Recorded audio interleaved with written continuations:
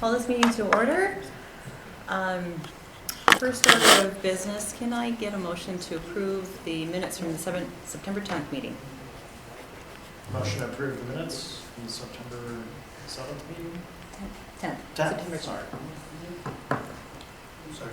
All in favor? Aye. All right, thank you. On to policy review, the 200 series. Not a whole lot of changes there. No. Do you have any comments? Sure, I'll just make a couple quick ones. I mean, Okay. 200s, they're the board's operational policies, so if you have things you'd like us to discuss, obviously we are happy to do that. We caught one thing on page, I think it's page 9, or maybe it's page 10, in policy 200.3G4, the Financial Oversight Committee. We just were inconsistent under membership. We used board retreat rather than organizational meeting, which is where we talk about the other committees, and so we just made that change. The other change is down on page 37 or 38, or 39. 39. The numbers are underneath the pages, not on that sidebar. Interesting. So one of our practices over the last couple of years is we've only had one meeting in both December and July, but it seems like the board president and vice president have that conversation with the superintendent kind of ongoing. So we thought, you know what, if this is our practice, why don't we go ahead and just put it into policy? So we're suggesting that. It also happens in November. Sorry to laugh, but Kim and I just spent a lot of time of how to word this because It was not easy. Thank you. Right. In the years that we have school board elections, we have to hold the second meeting so that we can certify the results. But we only don't need to have the meeting if the fourth Tuesday is actually before Thanksgiving. So it's worded in a way that in years when there's not a school board election and the fourth Tuesday falls the same week as Thanksgiving, we'll only have one meeting in the month of November. I got it. I understood it. Yeah, great. As long as we understand it, right? Yeah. Those would be the only changes that we would suggest to the 200. Okay. I had one thing Sure. to offer for consideration for the committee, and that is, first I'll just preface it by saying this is not at all a commentary on anything that has happened with our board in the past year or 3 since I've been on, but I do look at other board policies as I review our own, and one thing that I've seen in other board policies is a provision whereby current board members are not able to apply for a job with the district until they've been off the board for 6 months. So, in thinking about that, I guess I can't think of a reason why not to add that to our board policies. It seems like best practice and could offer some guardrails for the future. So I wanted to offer that up to the committee to see if they had any thoughts on that. I guess I don't understand why. Why you would? Why would you want to force? Because I think it could be problematic in terms of conflict of interest when a sitting board member is applying for a job, and not necessarily not necessarily teaching job, but think administration, Yeah. right? So I don't see why 6 months. It seems like a reasonable waiting period. It avoids any appearance of a conflict of interest. So, not saying that there would be a conflict of interest, but, we always have to worry about appearances as well. So, How do you think that could be enforced? Yeah. Well, if it's in our policies and a current board member applies for a job, their application is rejected. I mean, if it's a policy, it's a policy. Our policies are enforceable as law. So HR would have to say, no, we're not taking this application. Right.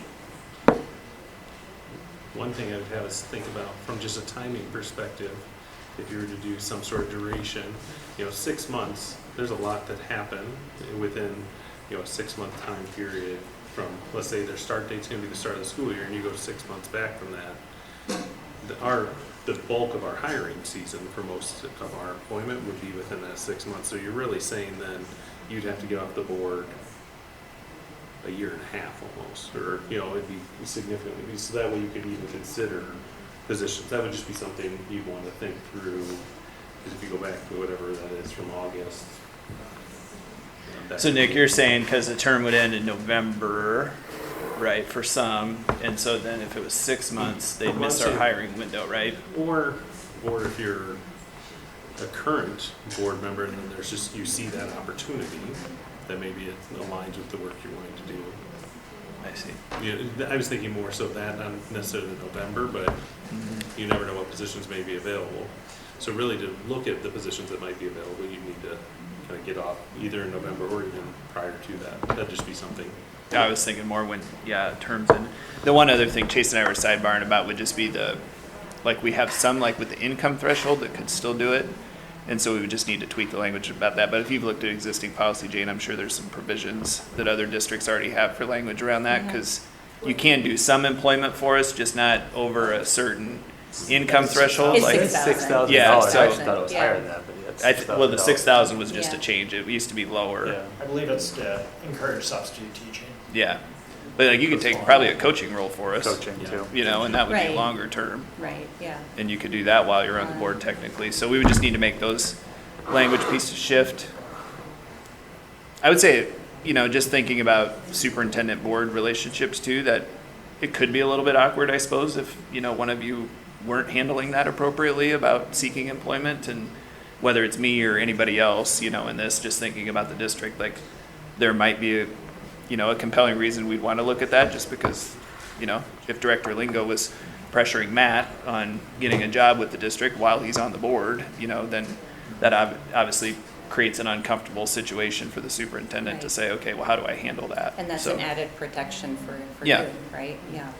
So there could be a valuable reason to look at that. I think just a couple of those things maybe we'd want to talk about, like Nick said, from a hiring window perspective, and then that income piece just to make the language match. But And we If- could absolutely draft some, Yeah, we draft could draw some something. language up to bring back, just as I know it's often easier for me to react to something when we have it written down, and so if you'd like us to take a shot at drafting a paragraph and then That'd be just great. bring it back, Yeah, we that'd be can great. happily do I'm that. open to suggestions, yeah, If that's something the committee would Yeah. like to see. yeah. Kim, I think we'd want to do that in, so 203 is Board of Directors Conflict of Interest. That's the one that lays out that threshold. So we could probably look at adding a paragraph to that one about full-time employment opportunities as a starting point. Or maybe we can talk about maybe it's maybe 400 somewhere. We can still I was looking at that 400s. So, Jane, how would that affect the decisions that Paul, Sean, leave the board and take a teaching position? Sean didn't leave the board to take a teaching position. He left the board to go to school. Okay, I'm Right, sorry. yeah, yeah. so former directors like Clausen and Rossler, that probably would have complicated it, right? Because they served probably like JP or Paul. Yeah, they would have served probably pretty close to when they would have actually applied for or assumed that job. I think. It's not retroactive. Yeah.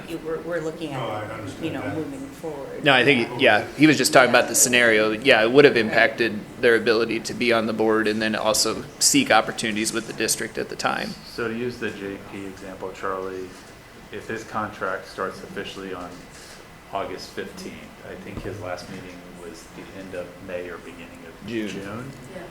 He would have had to resign no later than the first meeting in February, if that window was going to be 6 months. So that would have affected their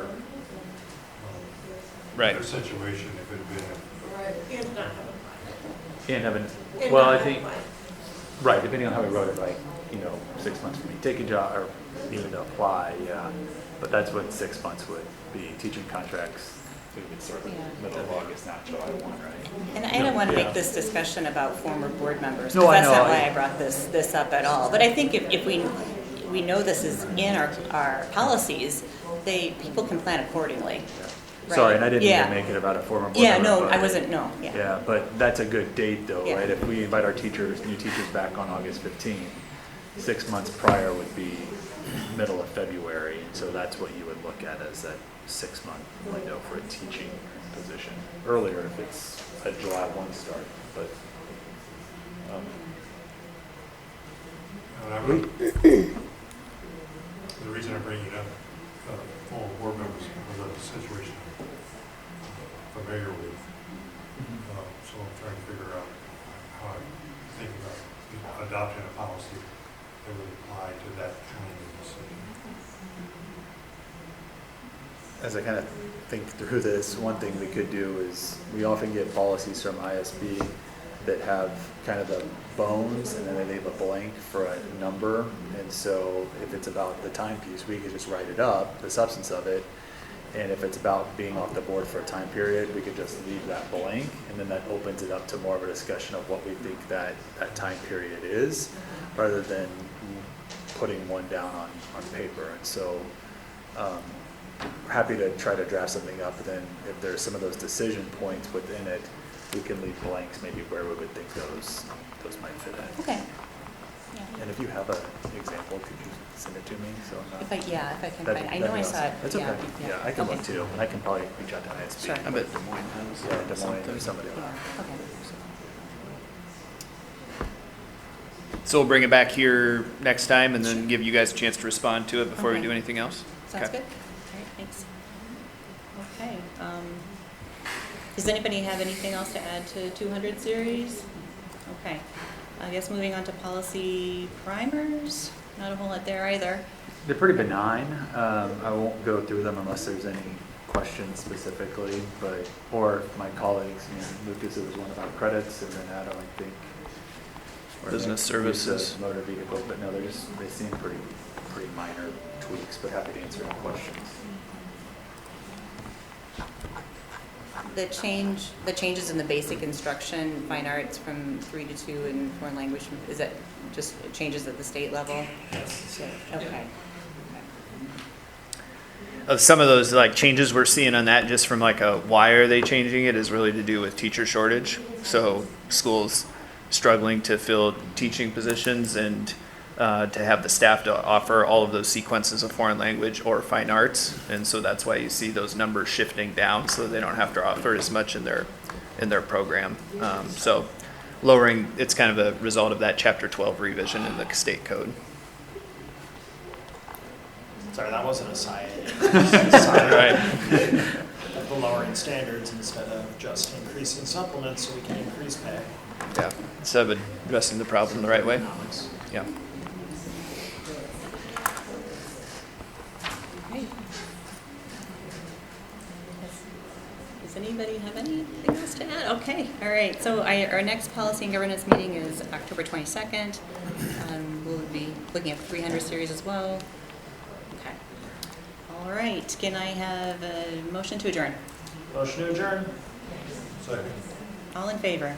Aye. Thank you very much.